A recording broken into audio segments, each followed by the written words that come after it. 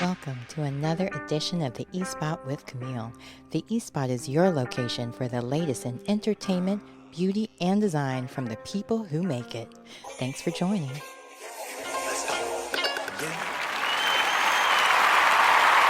Hi, welcome to another episode of the E-Spot with Camille. I'm your host, Camille Cower, and today we have a very special guest. She's not only my cousin, which, truth be told, this is like the first time we've seen each other in decades, but she is a nurse practitioner, and we're going to talk about mental health issues that are it's kind of plaguing the nation right now. Whether you hear about it for teenagers, it's becoming a real big issue with social media, causing more and more kids to suffer with depression, ADHD, different things of that nature. And then we're all hearing about the latest craze when it comes to weight loss. And she's going to talk to us about what's the difference between a semaglutide and the ozempic and then all the other terms I'm not going to try to pretend to know. And we're going to also...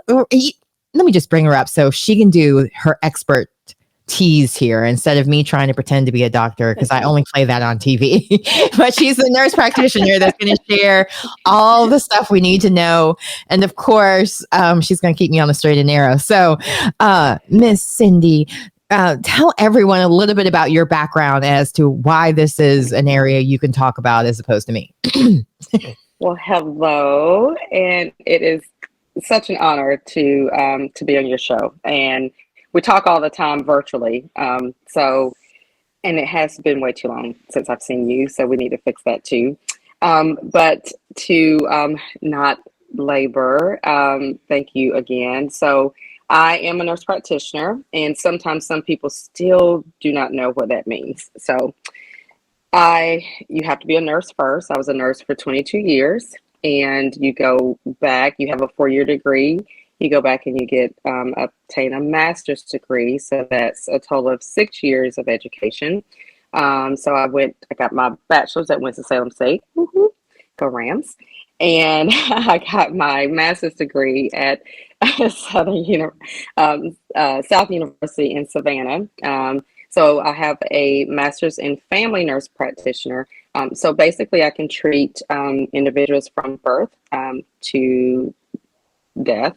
So from infants to elderly. So I wanted that specialty because it did not put me in a box. I don't like being put in a box, as you can see the genes there. We don't like being in a box. So with that, full time I do cardiology. Even when I was a nurse, I worked critical care in CCU in Charlotte at now, which is Atrium Health. So for the most part, I did cardiology in my nursing career, did some medical device sales for about 13 years of that. And then after I got laid off of a job, I was like, okay, what do I do now after 19 years? So I went back to school.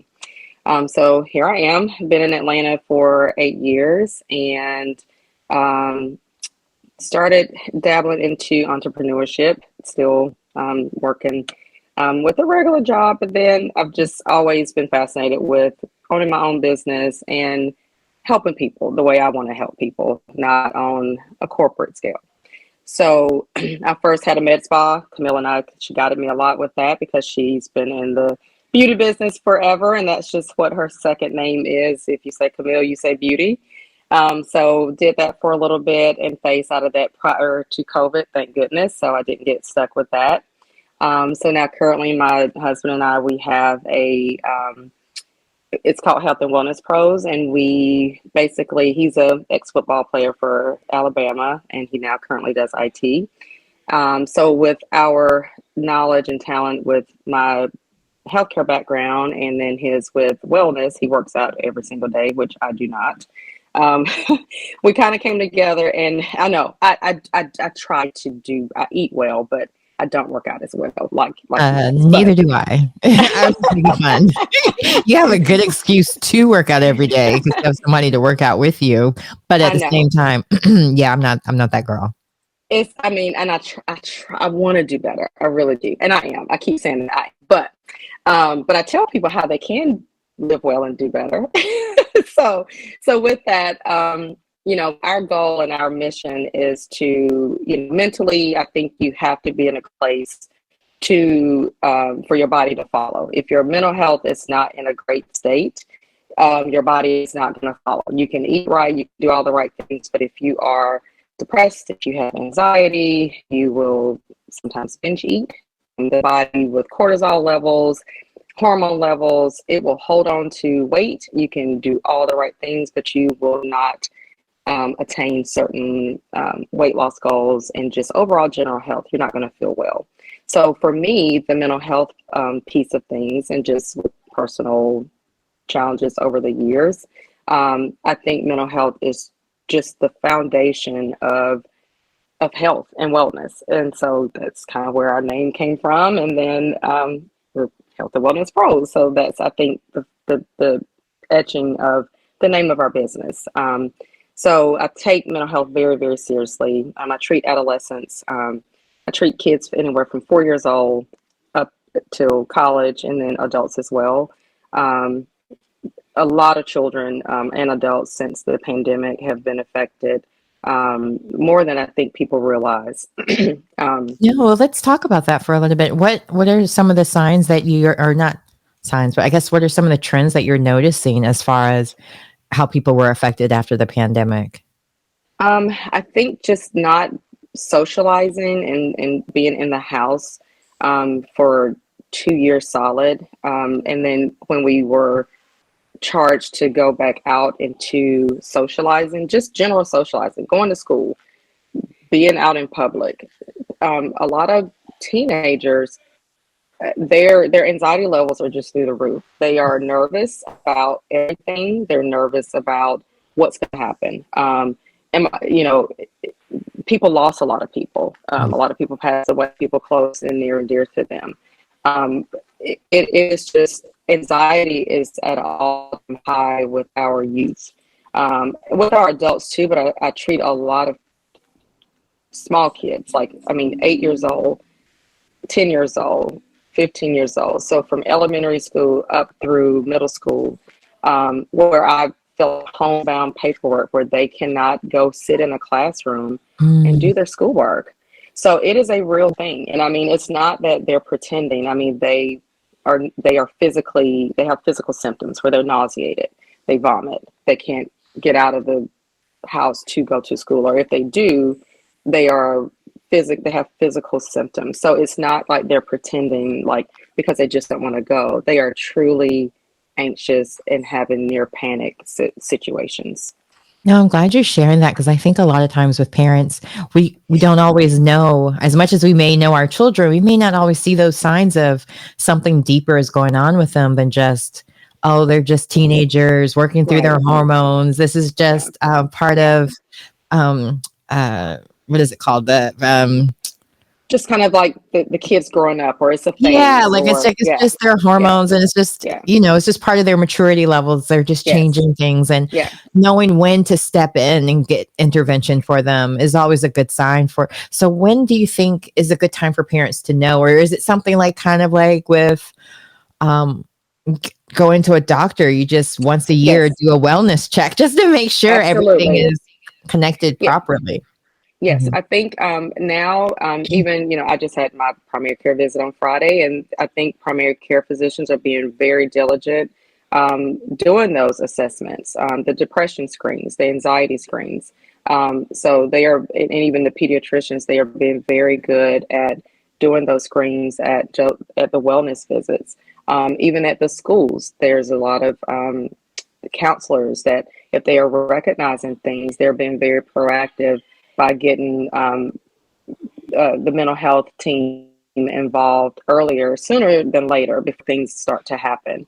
Or if behaviors are occurring in children, they are notifying more team members and getting community services involved, and tapping people on the shoulder, and parents saying, hey, I've seen this behavior consistently for X amount of time.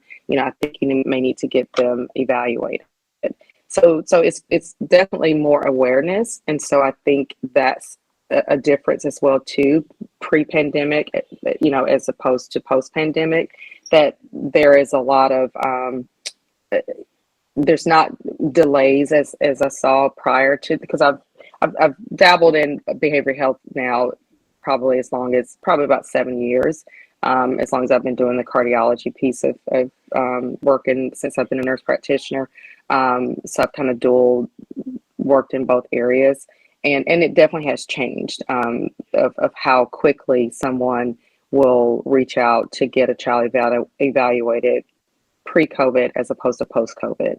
Um, you know, children having just meltdowns in class and or episodes and then end up in the hospital.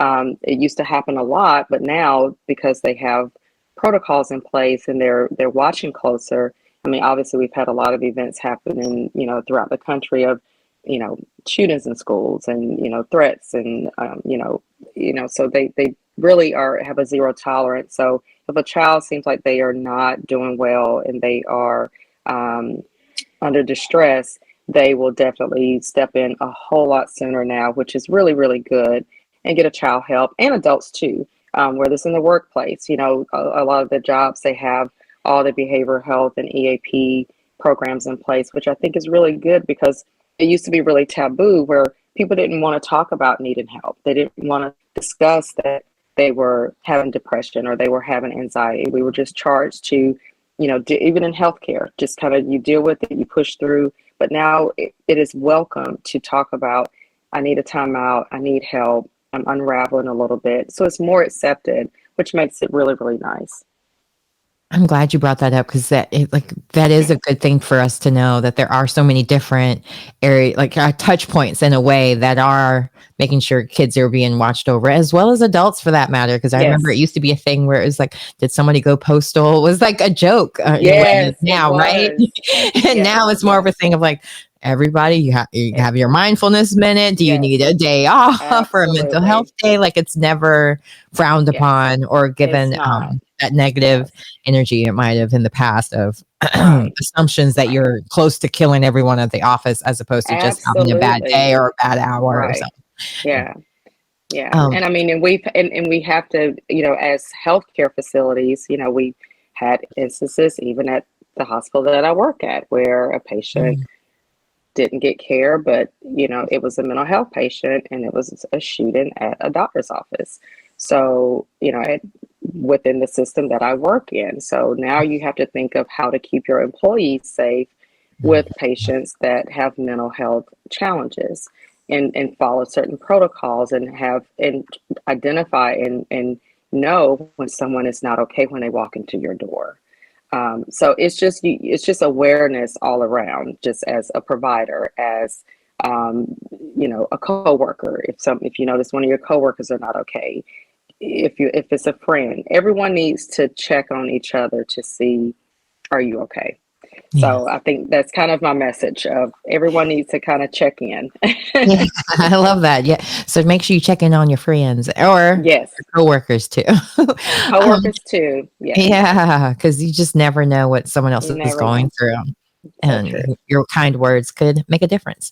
Now, speaking of some of the things that are kind of going on in the news, we're going to touch on some of them more I don't even know if it's taboo subjects, but just things that I've noticed that have in the mental health space that have been in the news. So one of the big ones, which kind of affects me as well, because my poor Vyvanse was I wasn't able to get it generic and it works, but us ADHD people need our meds sometimes, but but even before then I was late diagnosed, and it was one of those things where my daughter was diagnosed and they all kept saying it's genetic, it's genetics. It's like, well, people always told me I was ADHD, so let me go get official and find out what that means and how I can help her too in that sense as well. So tell me, like, have you noticed I mean, obviously, this wasn't something that was diagnosed back when we were in school, but so I'm sure you've seen an incline of patients of having ADHD. But what have been, I guess, for people who didn't even think they had it, what were some of the signs that made them finally come in? Or what should people start noticing? Like,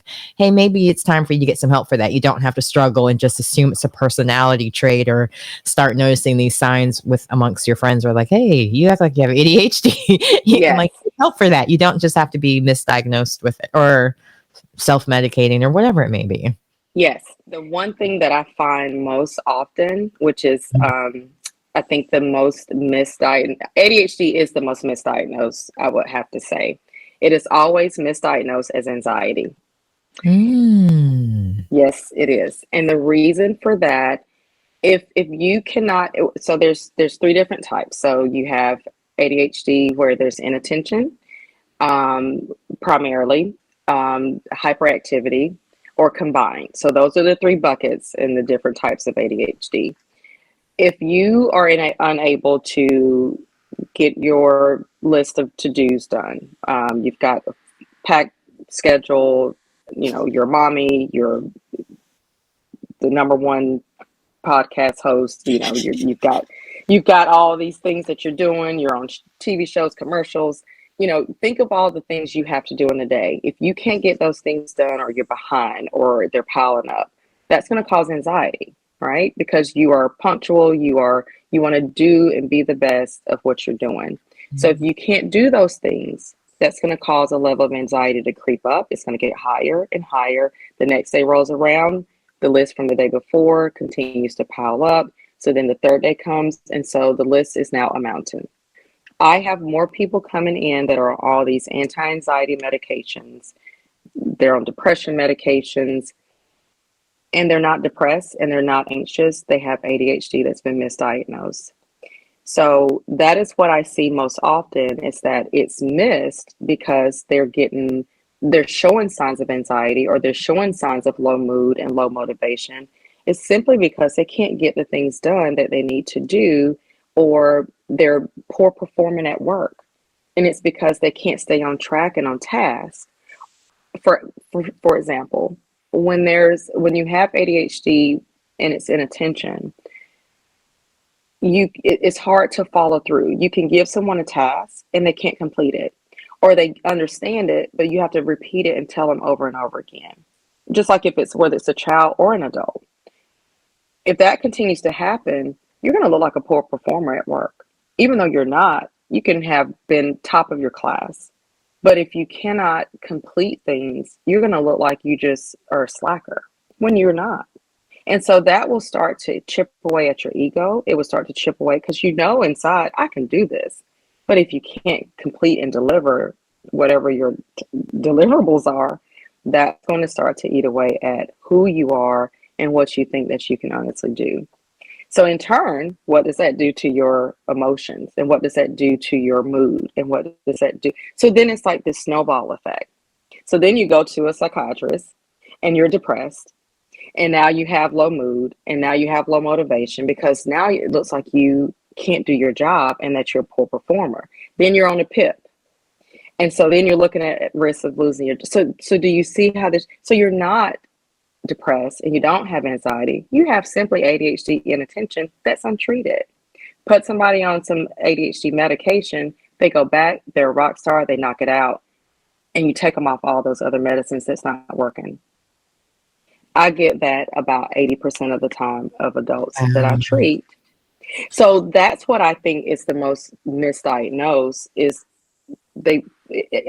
for me, I can only speak for me personally, of people that I have taken on as clients in my personal touch point of my 7 years, of adults, not children, sometimes some kids as well too. But with children, there are some non-stimulant medications. So it's not that, with my physician that I work with, as my collaborating physician, that we just throw people on stimulants all the time, because then that's another whole issue of stimulant abuse and opioid use and all that thing. So we're not just like passing them out as Tic Tacs, don't get me wrong, but there's other non-stimulant medications that work great. But if you just help someone focus and be able to complete tasks and be successful, it takes away so much of that anxiety and so much of low mood just by helping them complete tasks and be successful. Huge. Like, cause when I first went to my therapist, much like you, she first was like, well, let's see if it's depression. And so she started me off with depression meds and was like, yeah, it's not depression. I was like, yeah, I don't have anything that except for like seasonal, which we're going to talk about as well. I do get that because I'm like, it's too cold to go outside. I don't want to go anywhere. And then you get kind of stuck in your bubble where it's just, you're not really getting out of bed because it's too cold and your heated blankets in there. Right. And it's snuggly. I'm a blanket, I love my blankets. And so it gives all the signs. And then, and then next thing you know, but when she finally got me on my ADHD meds, it was a matter of like, I can see things through. I don't have to wait till the last minute to finally complete things when it would get to a point where it's like the barrel's about to break. And that's when I start doing stuff. Usually, and working under pressure. When I was an esthetician, it was so easy to not be diagnosed because I was so busy. I didn't have time to just sit and think. Yeah, because even when a client had a mask on, I was also waxing somebody else's eyebrows. Like there was no time to not think all the time. And that whole out of sight, out of mind thing, which I never really understood, but because I moved around so much, I didn't have those time to really make those close bonds with people. And so I would move and they'd be out of my mind type of thing. So I wouldn't miss them after a while, So it's like, even with creating new friendships, now I get it. Like, oh, if you're here for a long time, you're going to keep seeing these people. Right. I moved every 6 to 9 months, like I would see family, but it was like on holidays or, it was very random type of thing. So it was easy to overlook. Absolutely. So for normal people who don't have my weird nomadic life, it is still easy to kind of overlook because they are like, oh, it's just a personality trait. This person might be the class clown, or it could be the person that's the quietest in the room. It doesn't always have the cookie cutter look of it. Because like my daughter is very quiet, but she's also, because she's daydreaming about more exciting things than whatever's going on in the classroom. Sometimes she's and now she's in classes where she's more motivated and making straight A's because she's interested in it. It keeps her attention, and they're constantly like, she's into science and sports medicine. Speaking of your husband's career, so she's constantly moving in that class and learning new things and watching videos. Like he's hitting all those touch points of learning that she's doing great, and she didn't like the medication. She wasn't really good at taking it. So for her, she doesn't need it as of now, but we're always open to seeing it, because she sees how I am on it, but I'm also a different kind than her. But speaking of other things that are hot in the news with health, let's talk about what everybody was talking about, because last week was like BravoCon and I don't even know how to say it. Bravo celebrities were being accused of using the latest craze in weight loss. But I also think like obesity is one of those things that they keep talking about being a medical condition that needs to be treated. So now that there's finally a medication for that, why are y'all hating on people using it? So anyway, can you talk to me, because I know that you offer that at your service. Can you talk to us about who is a good patient for this? Why someone should seek this out if they are having a tougher time at losing weight? Yes. So there initially it was just semaglutide, which was Ozempic and Wegovy. Semaglutide, those are all the same medication. Semaglutide is the generic form.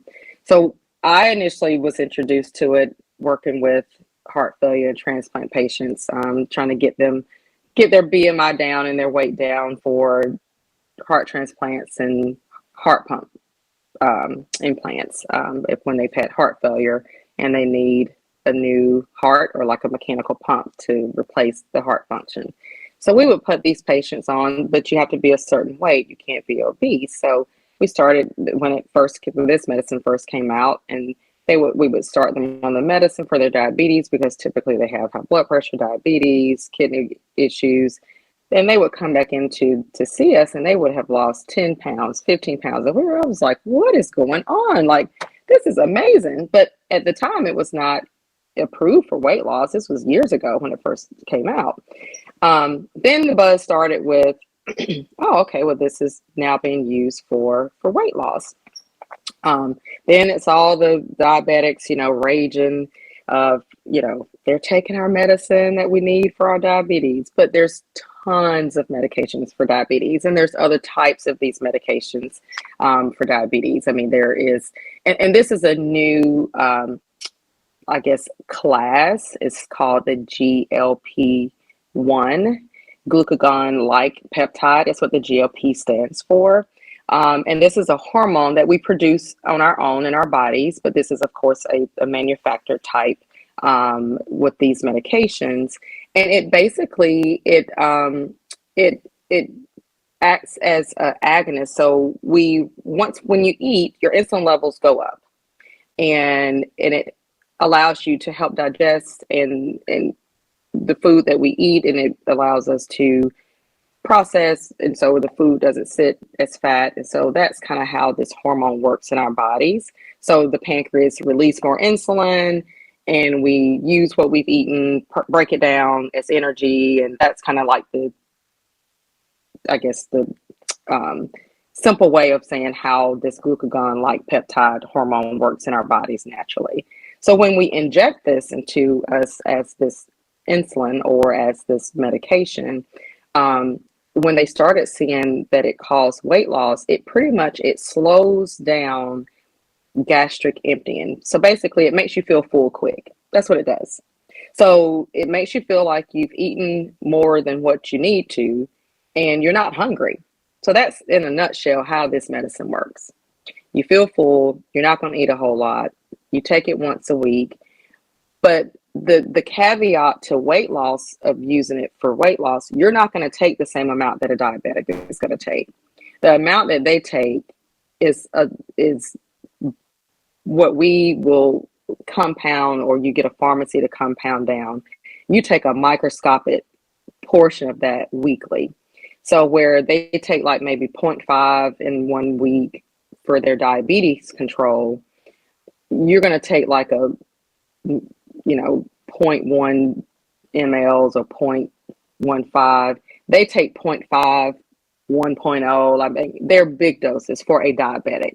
So it is nowhere near what a diabetic takes, where you take for weight loss, because you only want to just kind of stimulate a small response to that, or inject a small amount of this peptide like hormone, just to make your stomach, or trick your body to make you think you're full and not overeat. So it's to decrease your appetite, stimulate, give your body just a little bit extra of this hormone, just so you don't overeat. But at the same time, you know, with any of these appetite suppressants that's been out, like the good old phentermine, that I do not like that medicine.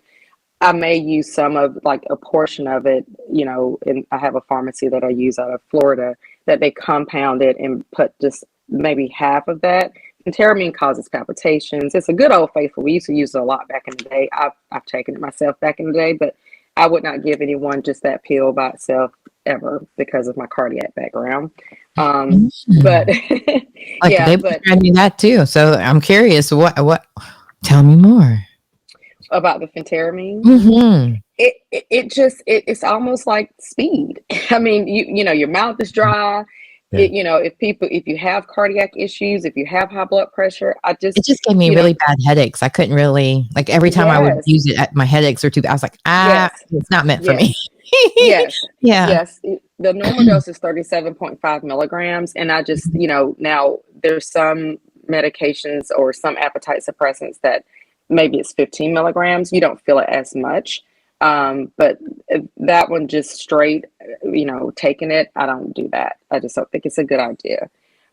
So getting back to the semaglutide, you know, you have Trulicity, you have Byetta, Bydureon, Victoza. You know, there's all these GLP-1 medications that work similarly, that are injections. And there are some risk, you know, that goes with everything. Something new that we've been talking about on the cardiac side of things, that anesthesia has been kind of telling us if there's patients that are on these medications where they're diabetic, or if they're taking it for weight loss. There's been, they would like it, and I'm starting to tell my patients this if I'm prescribing it.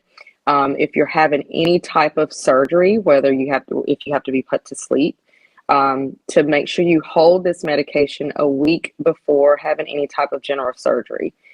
They're seeing some challenges with what we call ketoacidosis, meaning, like, if you are diabetic, you know, it can cause some complications, and it can cause some gastric issues, so like what we call gastroparesis, where just the stomach issues. I'll just put it kind of simple.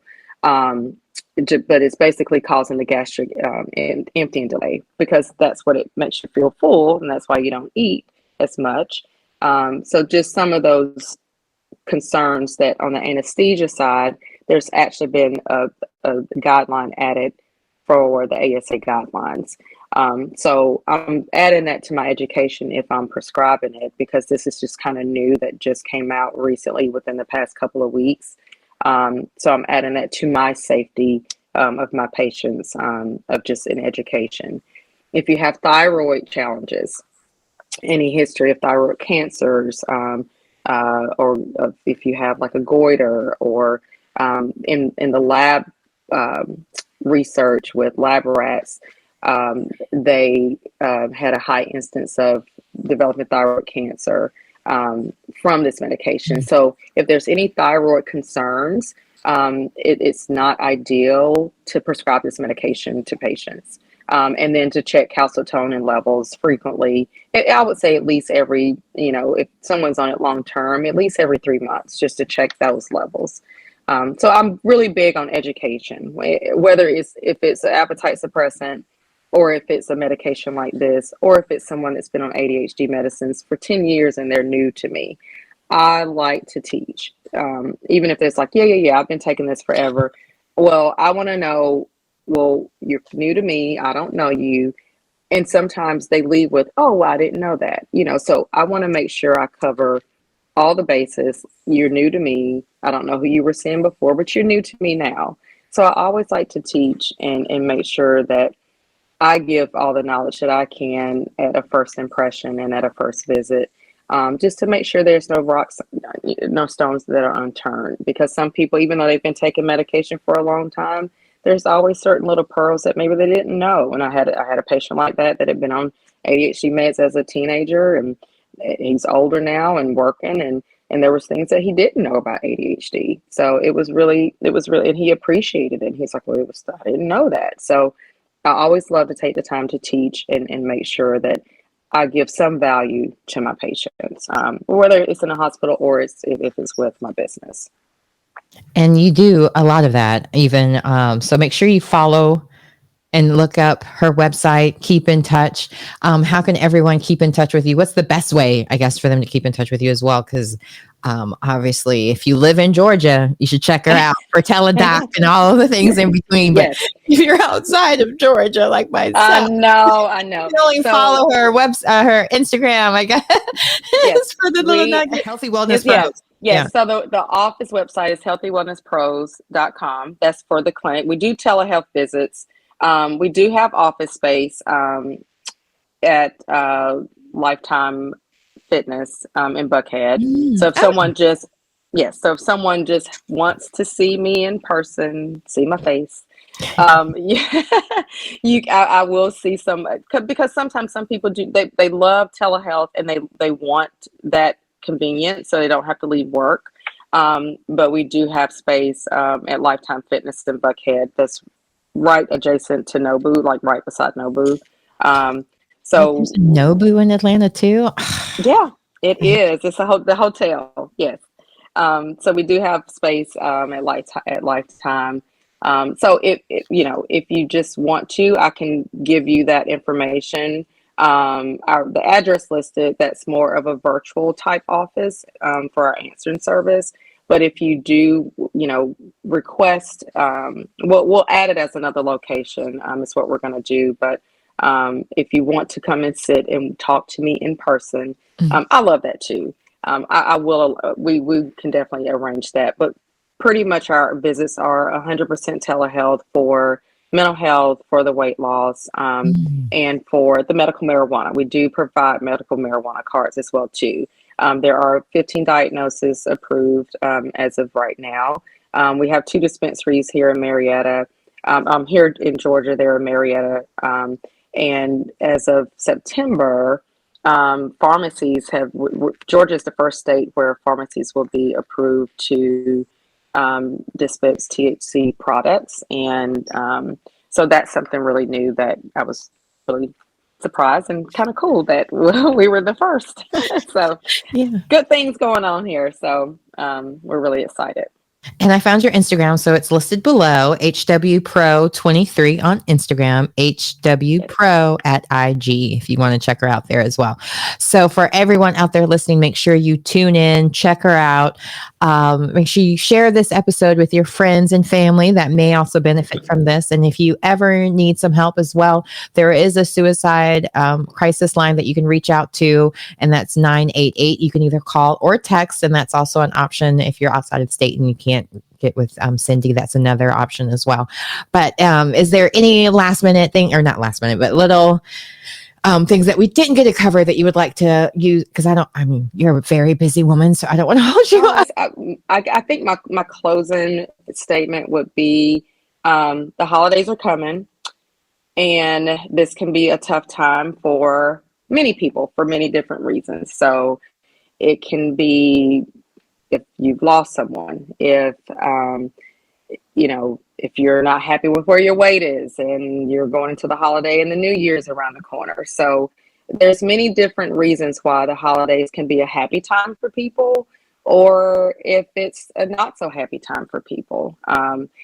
I don't have my parents, so life changed tremendously when, for the holidays for me. So I had to kind of re-engineer how I do the holidays after they both passed away. So, it used to be I dreaded the holidays, but then I had to kind of figure out I can't do that because I have kids, and now my kids are grown. So then it changed again. So it's like, it's always that transition of the holidays. You just think, oh, it's such a great, happy time, but that may not be that way for everyone. So just take a moment, think of who is around you, look at your surroundings, and just remember that even though we're getting ready to go into the holiday season, it may not be as joyous for everyone as you may think. So look at your circle, check on someone. It doesn't have to be a phone call. It could be a quick text. If you haven't talked to someone in a while, just take a moment to send a text, send a message. But we just need to, I think, check on each other a little bit more. And just make sure that if it's someone that has lost someone last year and they're not here this year, check on that person. Just have that as your number one thing that you do for the holiday, is just to make sure that if someone has lost someone in the past year, just check on them and make sure they're okay. Of your parents. And so when you brought up, oh, that's right, it's both of them. So I will make sure I check, because my husband, he lost both of his parents and all of his siblings but one, and it's the same. Like every year around the holidays, I almost do double duty in that sense of like making sure I bring as much cheer in the house as I possibly can. And sometimes I realize we're all thinking in a different space. Just even feeling like you have to fulfill everything for your family, making all those obligations, going to all the events. It's okay to say no, to make those boundaries. And if that family member that you don't have a relationship with anymore keeps trying to make it because it's the holidays, don't feel the guilt that you have to take care of each other first. Those are some of mine, because I do have a family member that's no longer a family member to me that keeps reaching out. And I'm like, dude, that bridge has been burnt to the ground, and ashes may form before that ever is rebuilt. So feel free to if you need to reach out to anyone, make sure you reach out to a professional first, but friends are here for you as well. You don't have to go through this alone, and you're nobody's burden. All right. Well, Cindy, you're amazing. Thank you so much for coming. Oh, thank you. Thank you. And you'll have to come back anytime. So tell us more, because of course everybody wants to know how they can get that THC card. No, stop. There's a lot of different things out there, like PTSD, cancer treatments. There's a lot of different diagnoses that you can reach that out for. So to make sure that you qualify, because I mean, it's one of those things where it doesn't have as many side effects as it does some not. of those opiate drugs they like to give people. And they're all the diagnoses are listed on the website. So just go to the website and just take a look. Just go to on Instagram. You can just link right to the website as well too. So just follow. My husband does all the IT stuff, so it's so bad I don't know all this stuff. That's all right. I got it down. I have it right here. I have healthywellnesspros.com, healthywellnesspros.com, as well as her website is WPRO23 on IG. So either way, you are covered. We got you covered, and I will have it linked on the website and the YouTubes and all of that, so everybody can find you easy breezy. But again, everyone, thanks so much for tuning into the eSpot with Camille and for listening to this very special episode. We will have more, so make sure you hang out and keep sharing, subscribing, and liking. All right. Bye, everybody. Thank you. Bye.